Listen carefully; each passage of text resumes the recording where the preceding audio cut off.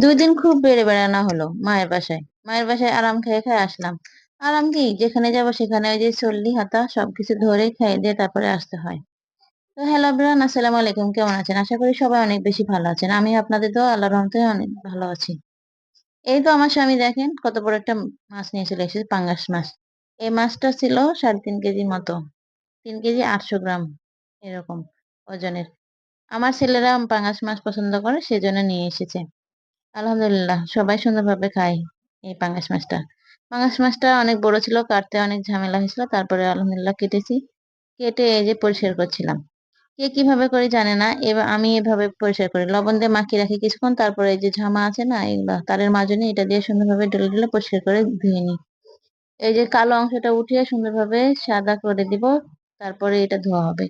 সুন্দরভাবে মাছ না ধোয়া থাকলে এই যে ময়লা ময়লা হয়েই থাকে। মাছ ময়লা হয়ে থাকলে ভালো লাগে না, আস্তে একটা গন্ধ করে।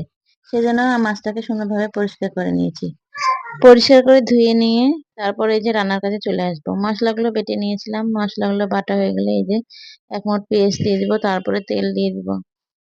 তেলানি করে সুন্দরভাবে নাড়াচাড়া করে সব মশলা দিয়ে দিব। এখানে মাছের এক্সট্রা চর্বি ছিল, চর্বিগুলো কি করব, আমি তেলের মধ্যে দিয়ে দিয়েছি। তেলের মধ্যে আগে দিলে এটার আষ্টে গন্ধটা চলে যায়। অনেকে পাঙ্গাস মাছ খায় না, কিন্তু আলহামদুলিল্লাহ আমাদের পরিবারে সবাই পাঙ্গাস মাছ খায়। পাঙ্গাস মাছটা অনেক ভালো লাগে, বিশেষ করে বাচ্চারা অনেক পছন্দ করে, কাঁটা থাকে না তো সেই জন্য। আর আমারও খাওয়াতে ভালো লাগে, তাড়াতাড়ি খাওয়ানো হয়ে যায়। তো আলহামদুলিল্লাহ এইভাবে আজকে রান্না বাড়া শেষ করেছিলাম। এই যে দেখুন আমি মাছগুলো কিভাবে রান্না করছি। মেয়ে হয়ে জন্ম নিয়েছি, তাই সারাদিন শুধু এই রান্না বাড়াই করতে হয়। ছেলে হলে শুধু কেউ রান্না করে দিত আর বসে বসে খেতাম। সেটা তো আর কপালে হয়নি। তো যাই হোক, নিজের রান্না নিজের হাতে, নিজে হাত পুড়িয়ে যেটা রান্না করবে সেটা স্বাদই আলাদা। আলহামদুলিল্লাহ পেটটা ভরে ভাত খাওয়া যায়, মনেও তৃপ্তি পায়, শান্তি লাগে। আপনারা কে কে এরকম করে রান্না করে খান, আর কে কে পাঙ্গাস মাছ পছন্দ করেন? আমি বলবো যারা ভিডিও দেখেন আমার পাঙ্গাস মাছ খান না বা বাজে কমেন্ট করবেন, তারা আমার ভিডিও স্কিপ করবেন, আমার কোনো আফসোস দুঃখ কিচ্ছু নাই। কিন্তু যারা ভিডিও দেখবেন পুরো ভিডিও দেখে একটা সুন্দর কমেন্ট করবেন, এতে করে আপনার প্রতি আমার ভালোবাসা বেড়ে যাবে। আপনি আমার পরিবারে আসলেন, আমিও আপনার পরিবারে ঘুরে আসতে পারবো ইনশাল্লাহ।